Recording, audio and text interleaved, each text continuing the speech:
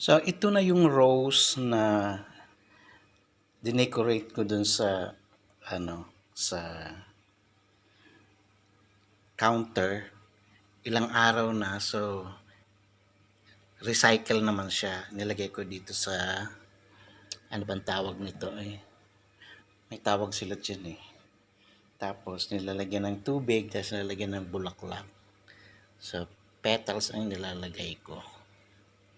Petals ng rose. Doon pa sa isang table. Ayan, nung nakaraang araw, ano yun, yung recycled naman na sunflower. Ngayon naman ay rose. Diba? So, meron pa dito. Meron pa dyan. Okay, ayun sila oh.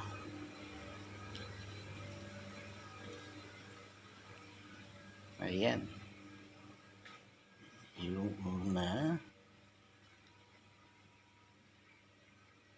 At yun dun.